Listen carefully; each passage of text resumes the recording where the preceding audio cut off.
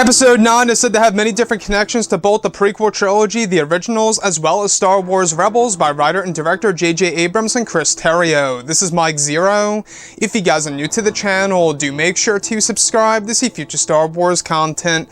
Now, each month that passes by, we are only getting closer to the official release of this movie that's going to serve as the final installment of this current trilogy.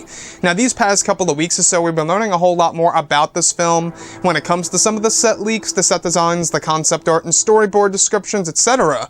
One of which has all to do with the sequence involving Daisy Ridley as Rey, and as well as a big connection to Episode 3, Revenge of the Sith, that will change how the audience views a certain sequence in that movie.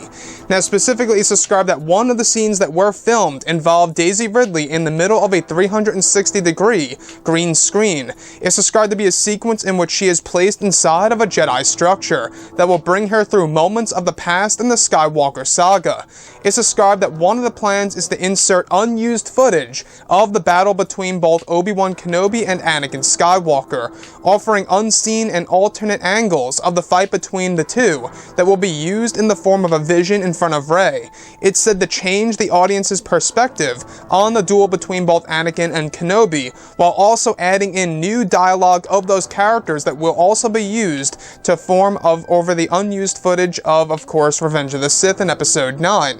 It's said that Rey goes through a series of visions related to the lightsaber that she wields, which is Anakin Skywalker's reforged.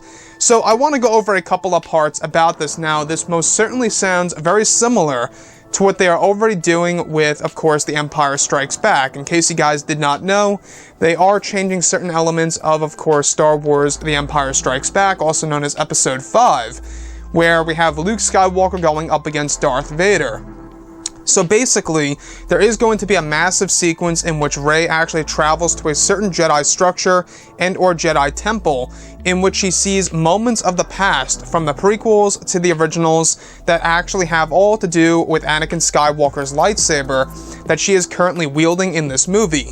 So in this particular sequence though, it's going to actually use unused footage from Revenge of the Sith of the battle between both Anakin Skywalker and of course Obi-Wan Kenobi, while also adding in new dialogue of both Kenobi and Anakin Skywalker over that actual footage that's going to give us new views of the battle between those two on the planet of Mustafar. So, like I say guys, this is going to change certain angles of the duel between both Anakin and Obi-Wan, giving us an alternate view of the battle between the two through, of course, the eyes of the character of Rey.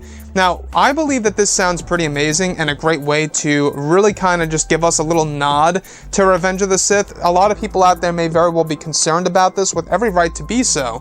I think that, changing certain elements of past Star Wars movies is quite risky. We do know that they are changing certain elements of Return of the Jedi, The Empire Strikes Back, and even Revenge of the Sith, in order to give us alternate views of certain sequences of the past. So what I like about this, though, is that it allows us to see little moments of the past Skywalker Saga films in the last Skywalker Saga movie. We do know that J.J. Abrams and Chris Terrio and crew are really going all out with this movie and are doing everything that they can in order to really insert a lot of great nostalgia and fan service in order to really satisfy a lot of fans around the world. However, the big question is this: will this actually have a lot of substance and purpose to it all, to the point where it's really going to make a lot of sense for the character of Rey to actually see these events unfold before her very own eyes, as she is holding on to Luke and Anakin's lightsaber that is now reforged in this movie?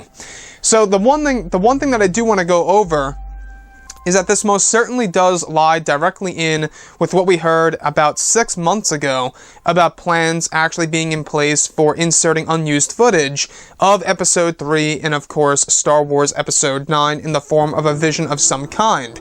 And this most definitely does connect to that from 6 months ago.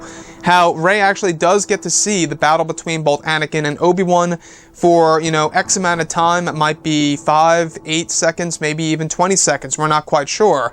But whatever have you, it is going to be quite an interesting experience to see these two characters actually having a battle between the two in an alternative way to what we already saw in Episode 3, Revenge of the Sith. Now, on top of all of this, I will say that when we look at Episode 9, we do know that this movie is really going to be offering a lot of different, aspects of the Star Wars franchise that is going to have saga-wide implications that will change our view on everything Star Wars.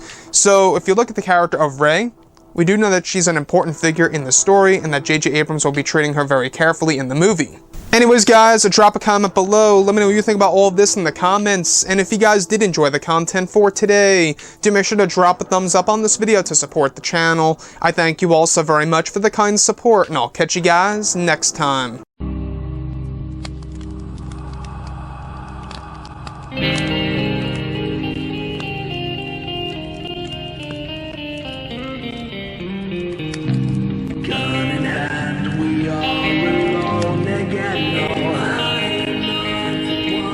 From night to moon, we hear them moans again.